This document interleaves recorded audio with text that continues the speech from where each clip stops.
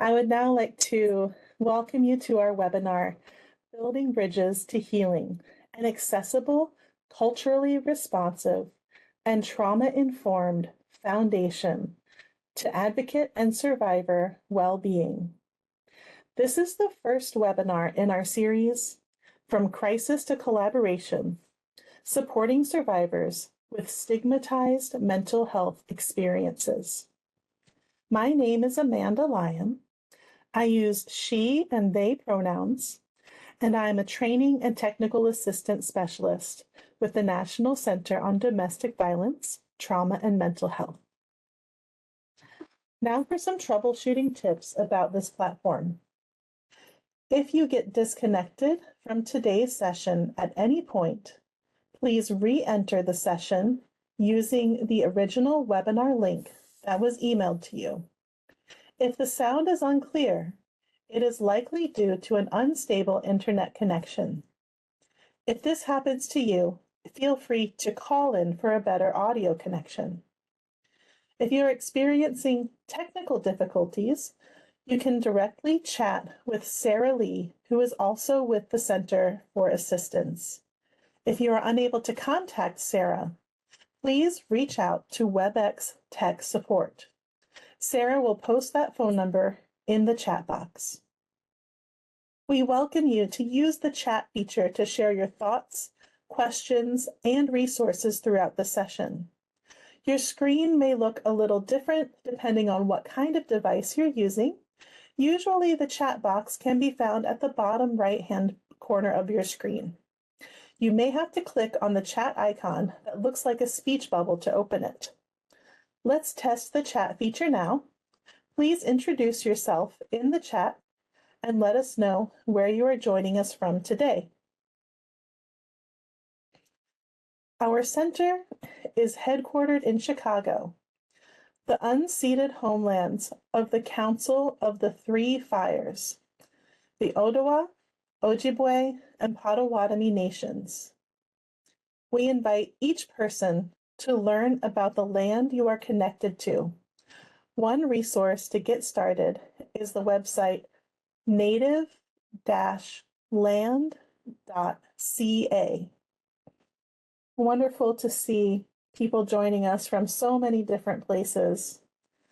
I am honored to be living and working on the unceded homelands of the Alutiiq, Chugach, Supiaq, and possibly other inhabitants who lived and thrived here for thousands of years. This area was previously known as Kutashlik and or Katuchik, today called Seward in Alaska.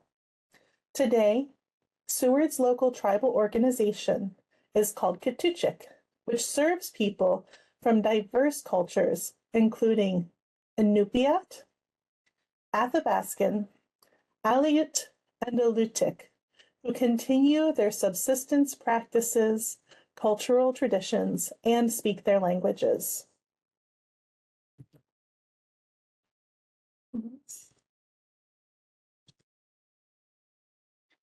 The National Center on Domestic Violence, Trauma, and Mental Health is a special resource center that provides training and technical assistance, conducts research and evaluation, policy development and analysis, and spreads public awareness about the intersections of domestic violence, trauma, substance use, and mental health.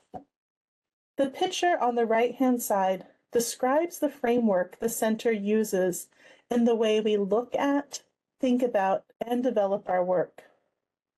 The outside circle holds what we know about domestic and sexual violence and the lens we bring to our work. We need to understand trauma and the effects of trauma on organizations, advocates, and survivors. We know that everyone has different ways of thinking about our identities, and how we show up in this work is connected to our historical and community contexts. We also know that when we don't focus on human rights and social justice, we are not working with survivors and meeting them in the way that they need. The inside circle has a focus on relationship and connection. Without relationship and connection, we can have great ideas, but without holding respect and collaboration in the ways we connect with survivors, we are likely to do harm. Within collaborative relationships, we hold hope and resilience. We recognize that we are sometimes meeting people in their greatest distress, so we continue to be present and hopeful and recognize resilience, even when others aren't feeling it. We also have to hold physical and emotional safety. Many people are not talking about emotional safety, which is key to not only building collaborative relationships, but also creating vulnerable space for healing to take place. Emotional safety is an important aspect of what we will be covering today. Most importantly, the work is survivor-driven, meaning we don't do something for someone that they can do for themselves. We don't assume what people want and need. We wait for them to ask. We don't just defer to survivors. We wait for a request.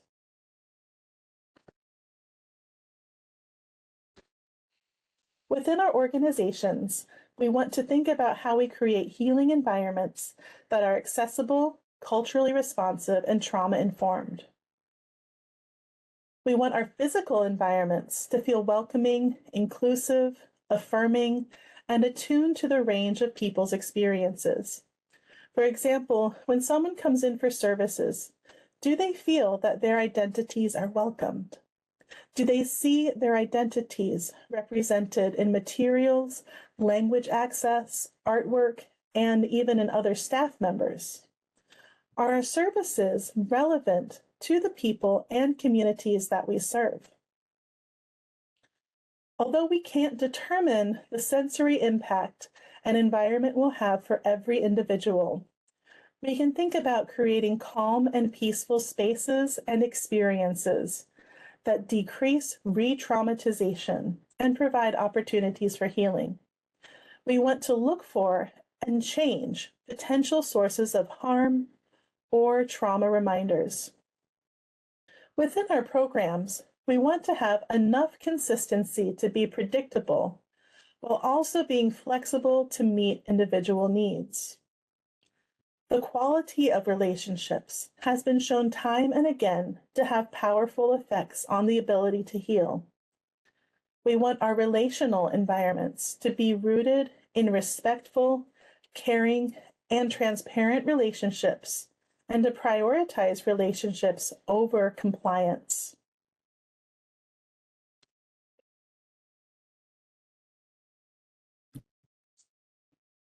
We've been hearing a lot from advocates and others who are working with survivors that they've been feeling overwhelmed by increased levels of stress and crisis response.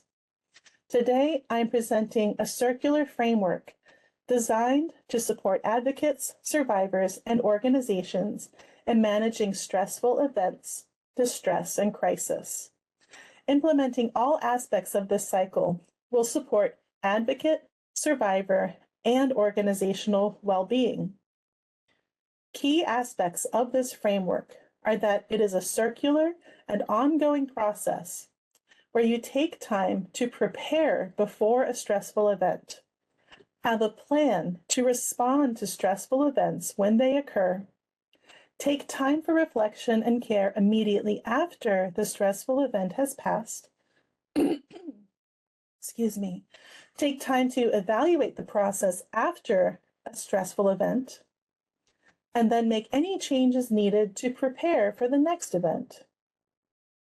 I want to emphasize that although much of this presentation will be focused on what advocates can do, ultimately this process must be supported by those who are in leadership positions within organizations to have the best practices, policies, and procedures in place that support advocates to be successful.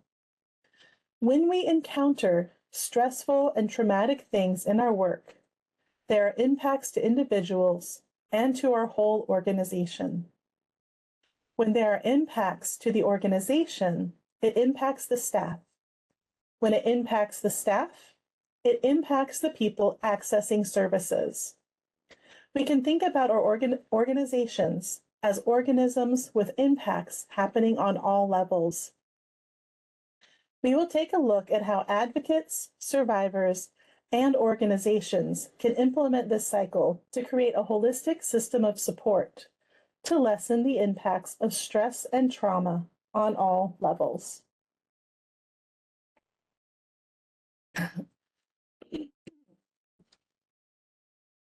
We're going to start with looking at what advocates can do within the cycle of prepare, response, reflection and care, and evaluation to support your own well-being. We will take time to look at each of these sections in detail. As an overview, some key aspects of what advocates can do includes the development of your self-awareness. This includes knowing when you are being affected by your work and creating and using an emotional support plan. We will share an example of this in an upcoming slide.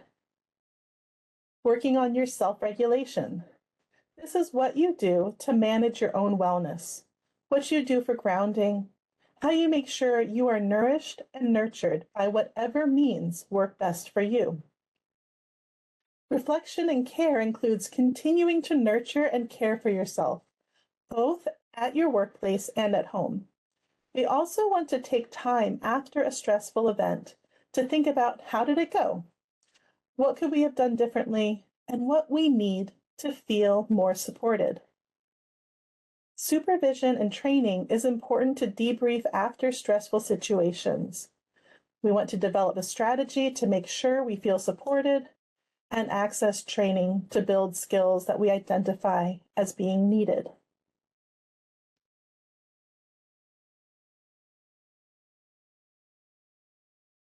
Preparation includes the pieces that we want to have in place so that we can easily access tools and other support when a stressful situation comes up. Ongoing professional development is key to feeling that you have the knowledge needed to support yourself and someone else when under stress and crisis. An important piece of professional development is not just learning skills, but finding ways to practice those skills with your coworkers or supervisors so you can easily access those skills when they are needed. I know it can feel awkward, but role-playing is an effective tool to help you feel comfortable asking questions that may feel more sensitive or in responding to someone who is having emotional distress. You want to practice enough so that you can feel more comfortable and confident in your ability to respond to challenging situations. Advocates should also develop an emotional support plan. Your emotional support plan helps you to identify when you are being affected by your work and can help you to be present for another's trauma without taking it on as your own.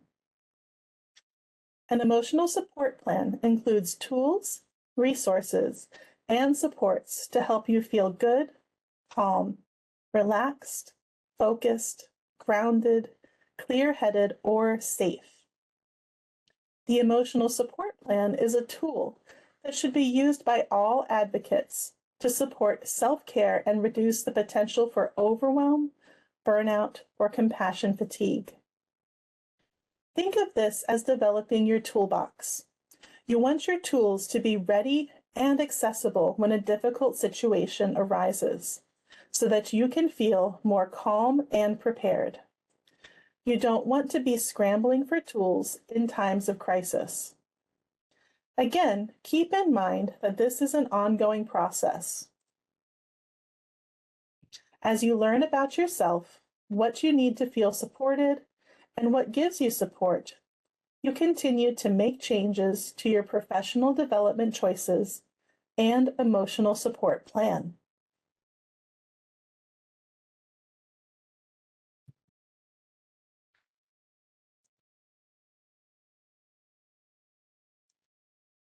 Yeah. I'd like to introduce the Guide for Emotional Support, one of the Center's publications created by Kathy Cave. There's a link to the document in these slides, which you'll get a copy of later. And Sarah will also put a link to this guide in the chat.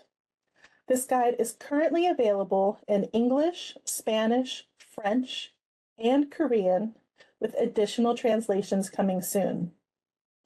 Page 2 of the guide includes sample language for talking to survivors about the ongoing effects of abuse. Here's one example. If you feel overwhelmed, exhausted, afraid, or are experiencing illness, headaches, stomach aches, dizziness, nausea, or other concerns, let us know. If you want help, we are here. There are a number of options we can offer, including access to medical care, a counselor, mind-body practices, and peer support. Page 3 of the guide provides sample questions to ask survivors to build trusting relations and create survivor-led support. Here's some examples.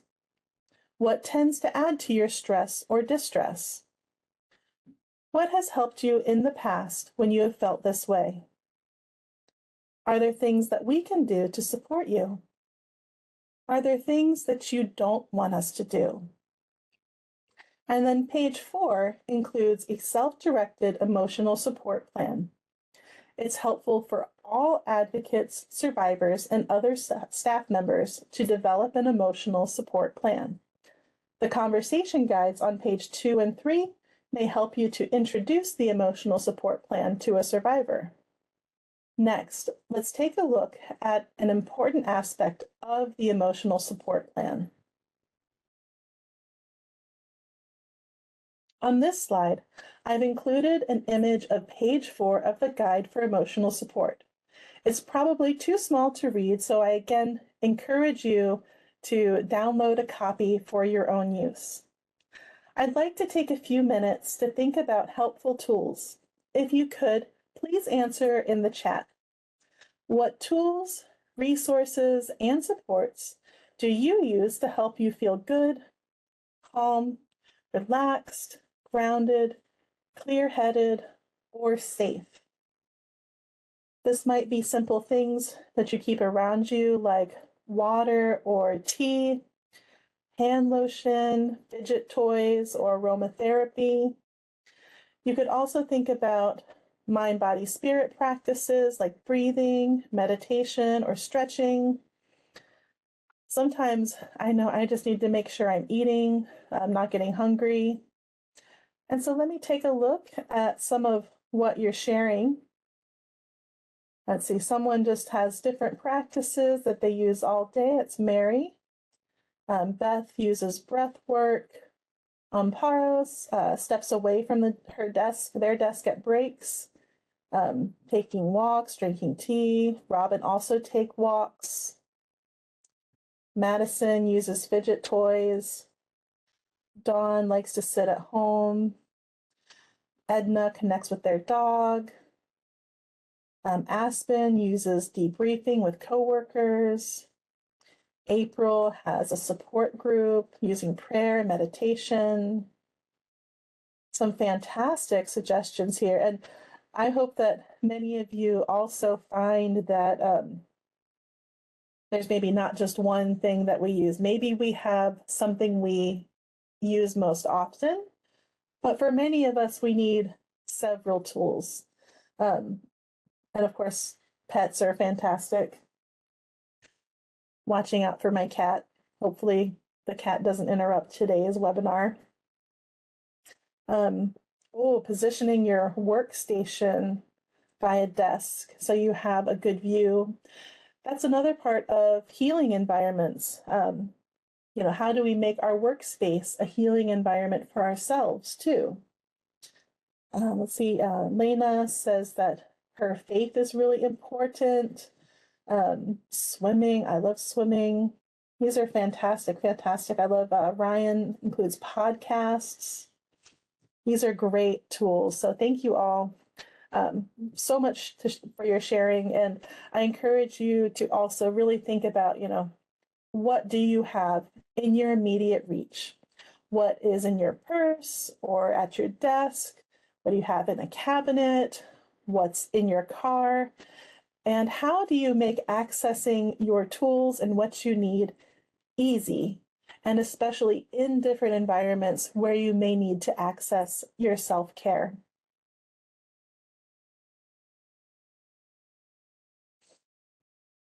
Our next stage in the cycle is response.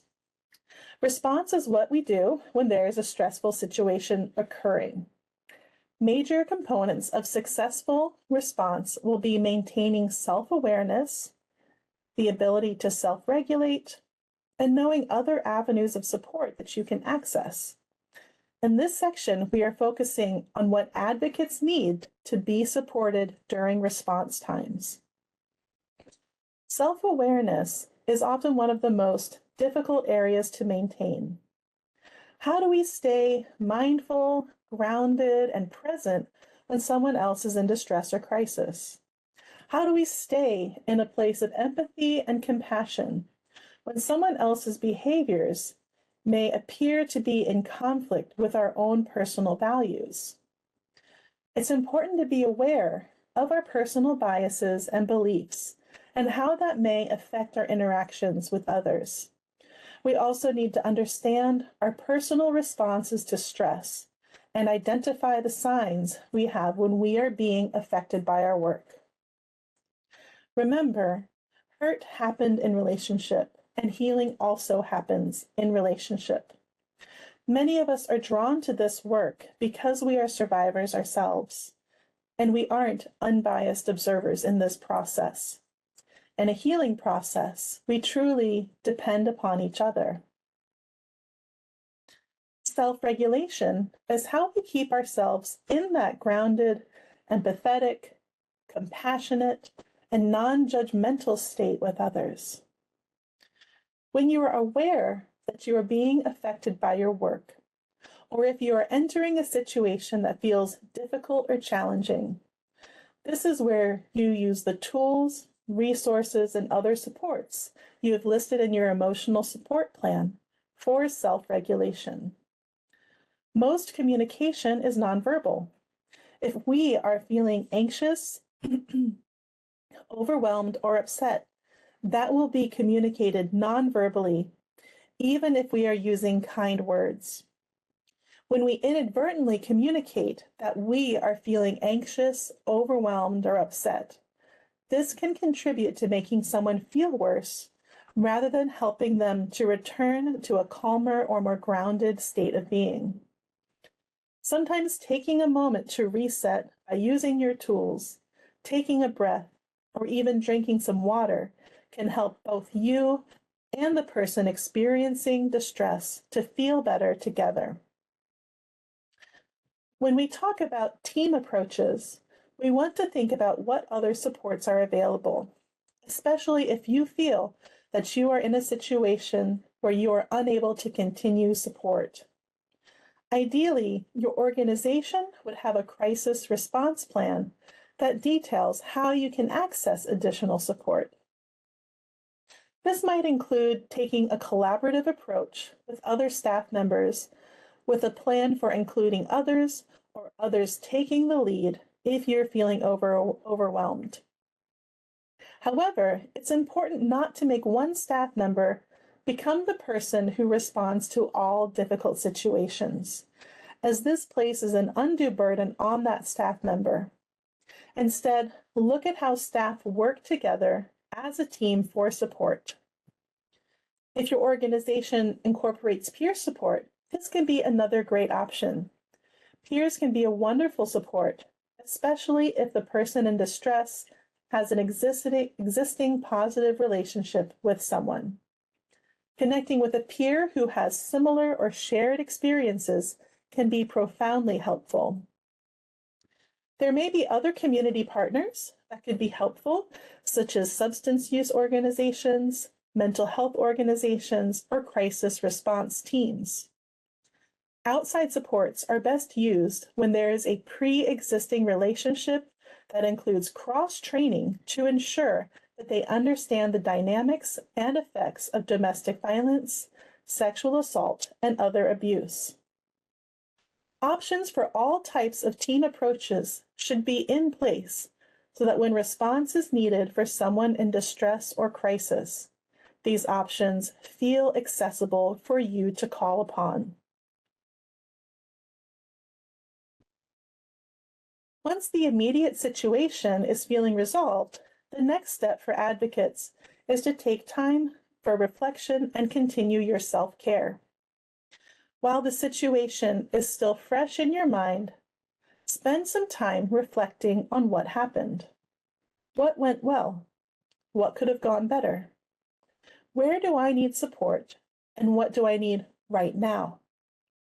With these questions, take some notes to inform follow-up conversations with your supervisor, other staff members, and the survivor you are supporting. It's important to take time to understand where our strengths are and where we might need more support or skill development. This is another aspect of cultivating your self-awareness. In this process, be kind to yourself. It's difficult to stay grounded, present, and compassionate during challenging situations. This is normal. When we can identify our challenges, then we are actually cultivating hope that we can do better, and we're cultivating the resilience to keep trying even when it feels hard. The other aspect of this section is implementing your self-care. This means continuing to utilize the tools and resources in your emotional support plan. If you're at work, what can you do right now to take care of yourself?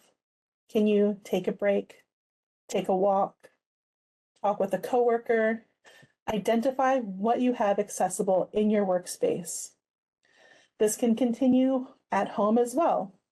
So think about your positive coping techniques after a stressful day. I know some people sing in the car on their way home, call a friend, work out, have a cup of tea or journal. What matters is just finding out what works best for you.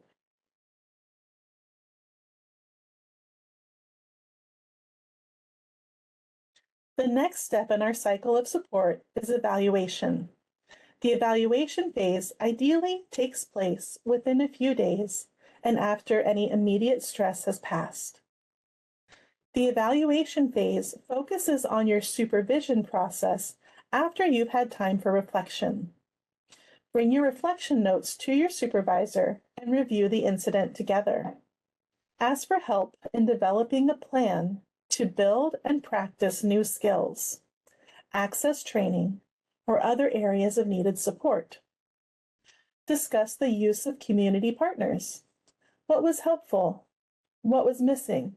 Do we need to look for other partners for support in the future? Another aspect of evaluation is having opportunities to debrief with others, especially if multiple people were involved. This might take place during a staff meeting or other gathering for support. Organizations should provide consistent opportunities for staff debriefing. Advocates are often working on their own. They have many stressful interactions that no one else sees, and this can lead to advocates suffering alone and in silence. Take a moment to ask yourself, do I feel that it's okay to ask for help at work? If not, this might be an important topic to bring up in supervision, with coworkers or other peers. If you find it hard to ask for help, you're not alone. This is another aspect of cultivating self-awareness. Sometimes when we think we need to ask for help, it means that we aren't good enough, there's something wrong with us, or we're afraid that someone might judge us. Try to reframe asking for help as coming from a place of strength or even as an act of courage. It takes strength and courage to ask for help. We have to create space to share our own vulnerabilities with others in order to learn, heal, and grow.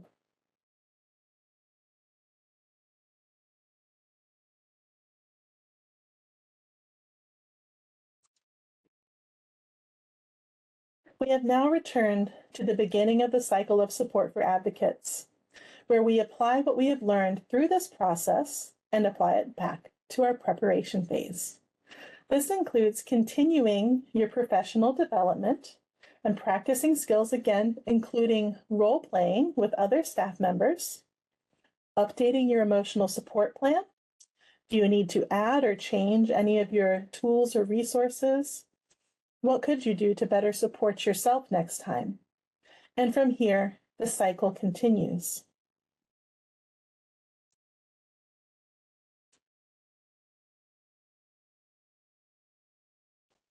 Our previous section was focused on how advocates can be supported within this cycle. And in our next section, we look at how to apply the cycle to how we support survivors. We are using the same cycle of preparing before a stressful event, response to a stressful event, reflection and care immediately after an event, evaluation when the event is over, and updating our plans to prepare again.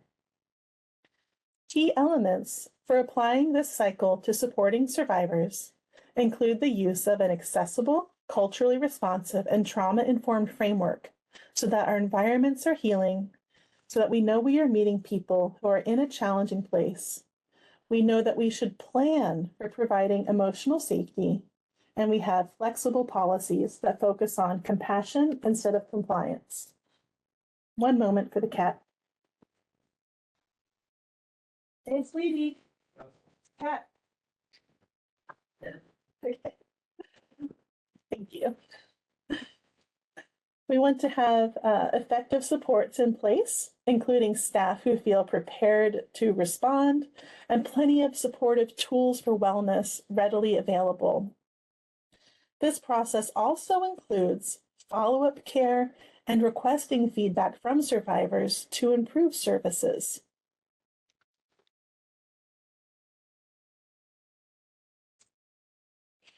As previously mentioned, when our environments and services are grounded in being accessible, culturally responsive, and trauma-informed, we create healing spaces and cultivate relationships based in trust, caring, honesty, hope, and safety. We want our services to reflect the needs of the people in our communities and to honor how culture is a source of resilience and strength for many. We want to create space that allows survivors to define for themselves, what does safety mean? What does self-care mean? What is well-being, and what do they choose for support? It's important to recognize a survivor's resilience and coping strategies that work for them, even if we don't understand or agree with them.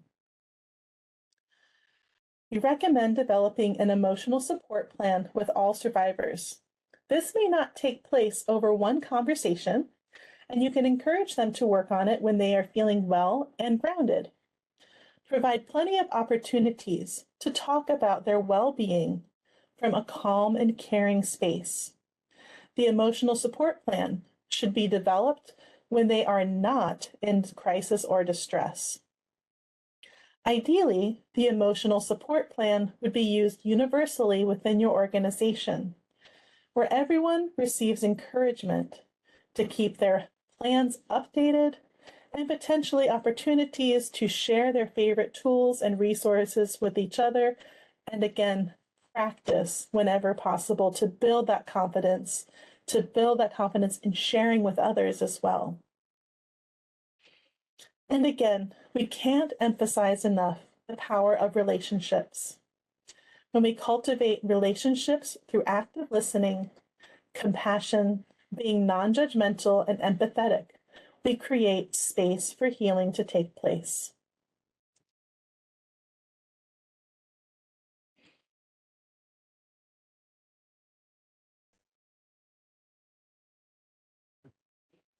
The next stage in our cycle is response to distress.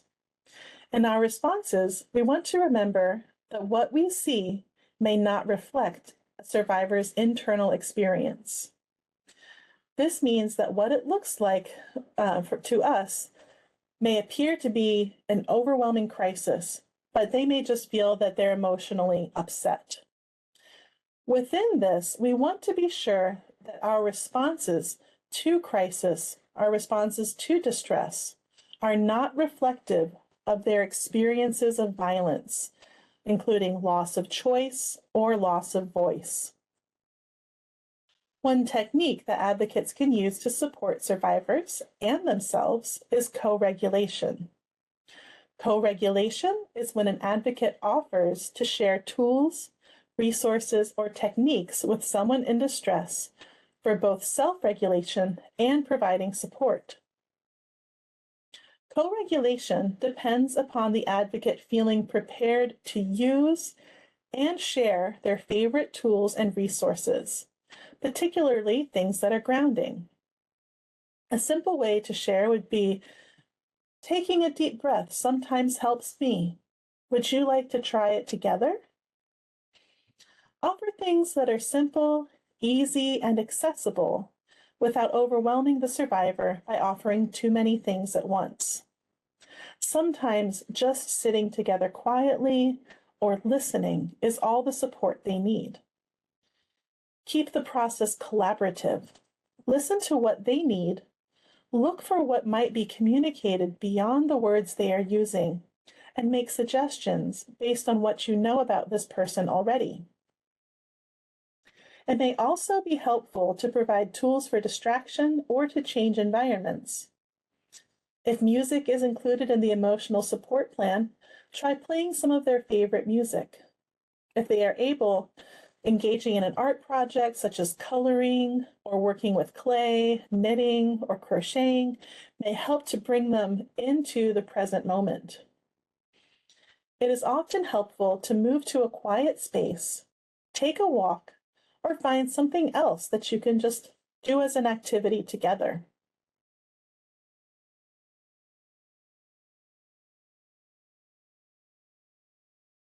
I know that many of you have a lot of experience in supporting someone through distress, and I would love to take a few minutes for you to share in the chat. How have you been already implementing this work in your response to distress? What tools or techniques do you currently use?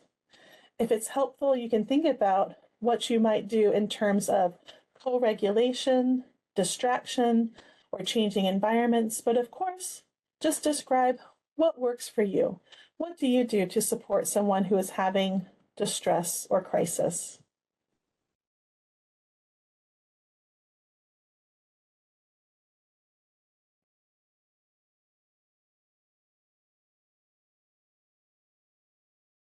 Let's see, Nina shared suggesting a gratitude journal.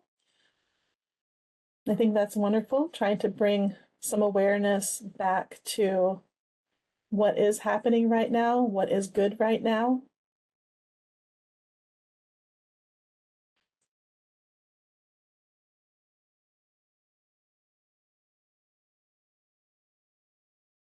Grounding exercises from Beth, doing a full body relaxation practice. Ryan also uses breathing and grounding exercises. Robin uses a fidget ball.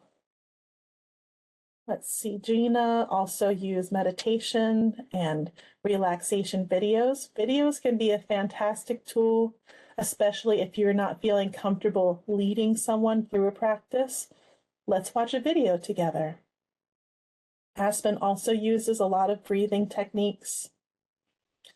Judy does journaling, not just gratitude. Writing can be really helpful for some people. Belinda goes on walks, especially people who want to work on their wellness. Ignacio also goes for a walk. Oh, Ashani uses the Calm app. Let's see. Tony sometimes talks about professional counseling, stress balls. Let's see, Elizabeth uses prayer. I think definitely engaging with someone spiritually, if that's something that they are interested in, if they have a spiritual practice, can be really powerful. Brian also sometimes just asks them if maybe they want some space. Sometimes they just want to be left alone.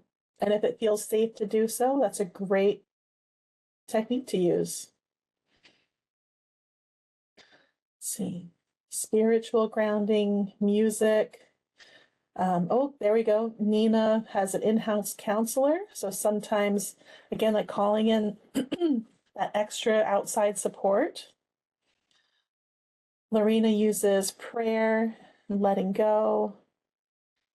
Maria also goes for walks, listens to music.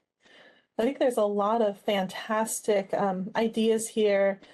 I love to see all of your ideas. And again, thank you so much for sharing, being a little vulnerable. Well, Suzanne has added aromatherapy and singing bowl playlists. Wonderful. You know, with all of these, of course, there's no perfect way to respond.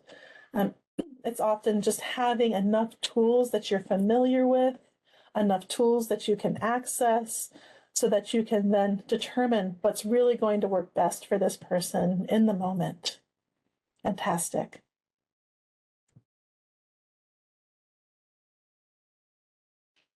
Reflection and care is the next step in our cycle of support, and we want this to take place when they are feeling calmer, grounded, back to themselves, but without too much time passing.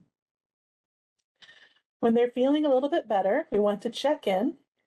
What would help you to keep feeling better? If they have an emotional support plan, you can look at it together and help them to choose what's possible to do now. What seems like it would be easy, simple, supportive. Make sure that they have easy access to any needed tools or supplies for self-care. So if they want to journal, make sure they have journaling supplies. If they want to just watch a movie, set it up for them. Make a plan together for follow-up care. For example, I can check in with you tomorrow morning at 10. How does that sound? Make sure they know what to do if they need more support. I'm going home for the day now, but my coworker is available if you want to talk or if you need more support. And then also make sure that your coworker is aware that they may want to check in with this person or offer some additional support. You may even bring that coworker with you and just do a little bit of a check-in chat together.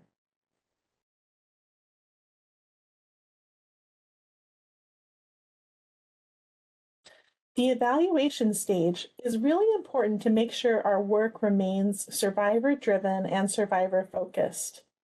When it's time to follow up, check in with them. How are you? If they are still feeling distressed, return to using the techniques in the response section. Do you want to take a walk and talk about it? When they are feeling truly better, take time to assess how the situation was resolved. I want to do my best to support you. What do you think went well? What should we do differently? Provide that safe space for a survivor to offer feedback. Listen with an open mind and allow yourself to step into a place of vulnerability by knowing that any negative feedback can provide valuable insight into how to improve services. The most important piece of this step is to actually integrate the feedback that was given. When someone takes the time to share with us something that made them feel uncomfortable, we want to honor their vulnerability in this space by enacting change. So you can bring feedback, suggestions, and concerns to your supervision, to staff meetings, or to leadership, and try to brainstorm what you can actually do together.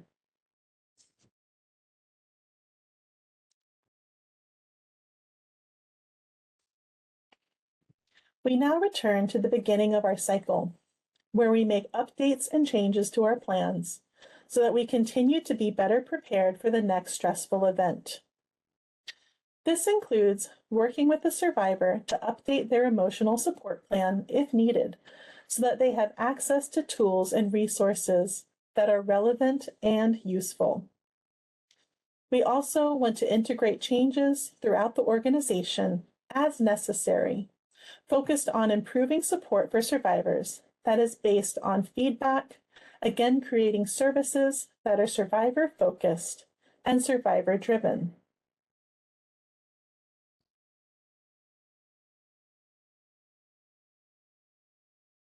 Our final level of integrating a cycle of support is looking at the organizational piece. These pieces are usually held by those who are in leadership positions and show up in the organization's policies and practices. Key aspects of the organizational pieces include the integration of the accessible, culturally responsive, and trauma-informed framework in policy and practice, and in creating healing environments. Persons in leadership positions can look at what tools are provided for wellness for both survivors and advocates, such as art, music, wellness activities, cultural activities, connection to spirituality, or whatever makes sense within the context of your community. Persons in leadership positions should model the prioritization of self-care and wellness, which is the only way that staff will feel comfortable prioritizing it for themselves. For example, if people in leadership take lunch breaks, staff will feel more comfortable taking lunch breaks. The same goes for working regular hours. If people in leadership positions regularly work extended hours, it will make staff feel more pressure to work extended hours. Organizations can offer tangible support with clear policies and procedures, as well as life-sustaining compensation, benefits, and employee assistance programs. Everyone will be supported when there is adequate procedure for onboarding, training, supervision, and access to professional development for skill building. This includes making sure that advocates have time to access training and skill building without adding stress to their jobs. We also want supervisors to have adequate training for their positions so they know how to offer support that fosters professional growth. Persons in leadership positions can think about how their organization encourages connection and relationship building among staff, with survivors, and in building community partnerships. At this time, I'd like to take a few minutes to just think about how you are supported within your organizations. Please answer in the chat, thinking about some of the areas I just covered or other areas. What supports are currently available within your organization? Or if you feel that something is missing, how would you like to be supported within your organization? I'll give you a little bit of time to think about that. Are there any policies in place? Or there might be an aspect of your workplace culture that is supportive or not supportive.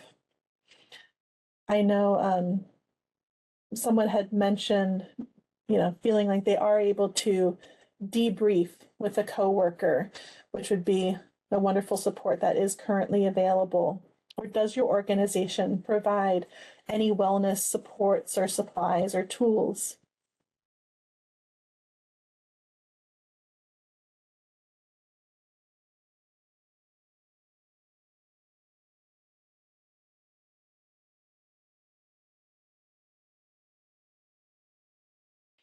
Let's see. Helping healers heal for peers helping peers. Fantastic. Swamigalia.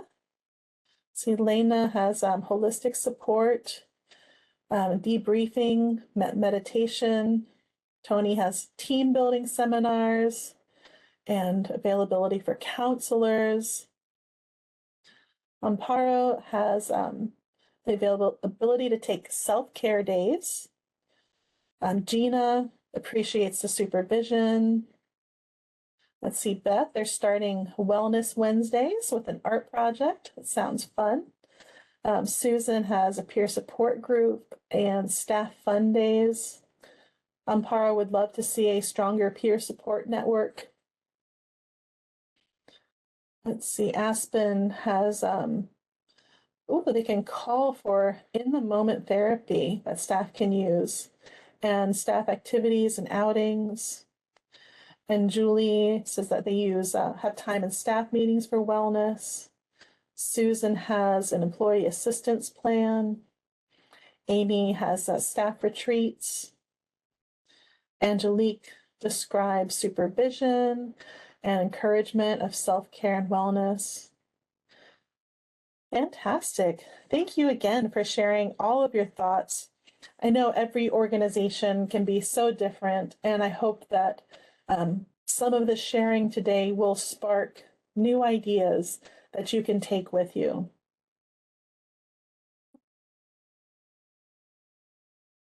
Let's take one last look at the cycle of support and the stages of preparing before a stressful event, response during a stressful event, reflection and care after a stressful event, evaluation, and updating plans and preparing again. Today we've talked about how this cycle is applied to what advocates can do, how we support survivors, and organizational integration. We can think about organizations as creating a foundation for providing support during stressful events by creating environments and integrating policy and practice that are accessible, culturally responsive, and trauma-informed. When this framework is in place, advocates are supported so that they can be more effective within services and maintain their own well-being.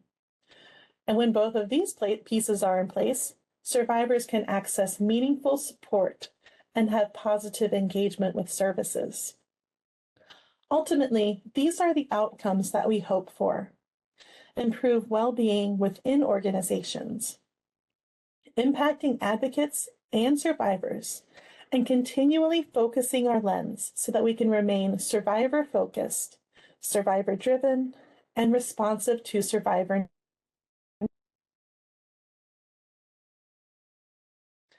Thank you so much for joining us today. My name again is Amanda Lyon, and here is my email if you want to reach out.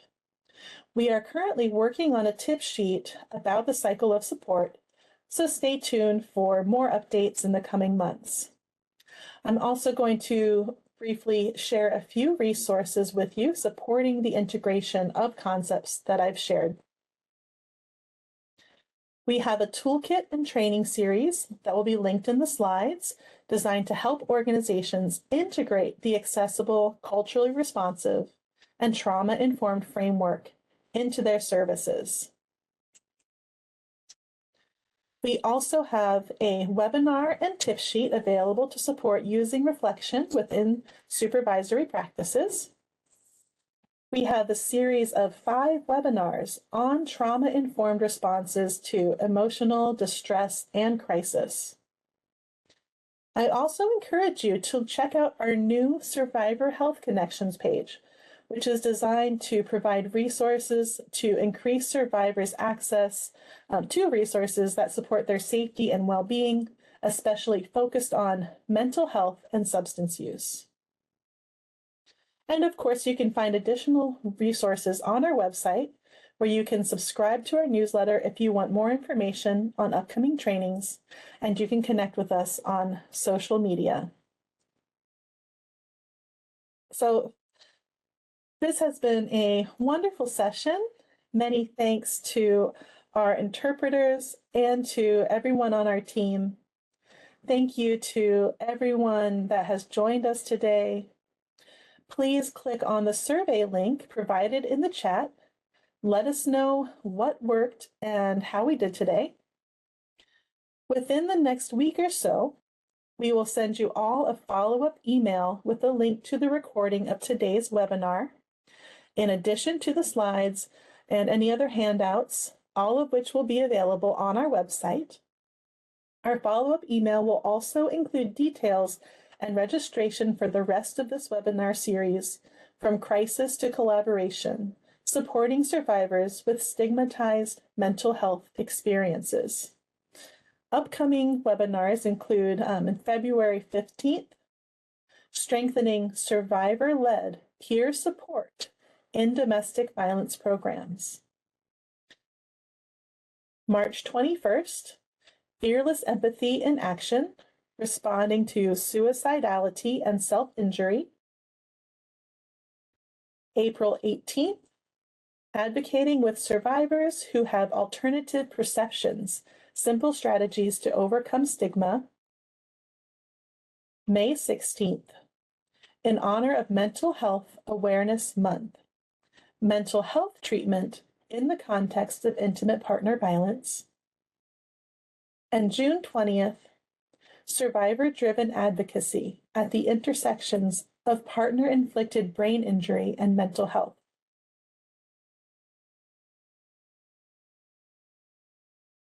You will also receive certificates of attendance for your time today and a link to the evaluation for the webinar. Thank you again, and I hope you have a lovely afternoon. If anybody has any questions, we have a couple of minutes. Feel free to post any questions in the chat. I love seeing all of your thank yous. I appreciate the gratitude. And if you would like, I would love to hear from you. If there's anything, like what is one thing you think you would be taking from our webinar today? If anybody feels inspired to share one thing that you'd be taking from our webinar today, I would love to see that.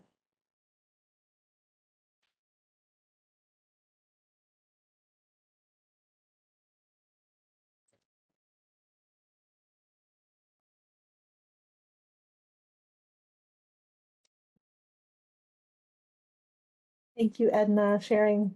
Got more ideas for decompressing. Tony sharing how to be more supportive. Beth sharing better ideas for creating community at work. Dawn, oh yeah, don't take on someone's trauma. Amy, supportive supervision, it's so important. Jessica, being more mindful as a manager of your self-care, your working hours, fantastic. Gina, understanding it's a cycle of support that does not stop when the crisis ends. Absolutely. I think that is one of the biggest messages I wanted to get across is that, if we want to be able to stay part of this work, we want to be able to do this and continue supporting others, we have to look at this bigger picture and so how we support ourselves. And as again, Lena is saying there, self-care is as important as providing survivors care. Oh, thank you. Thank you all for sharing. I have really appreciated all of your voices. And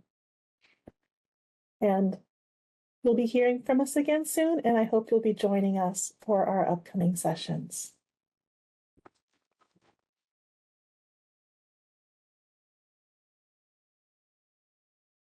And then I think we can stop the recording.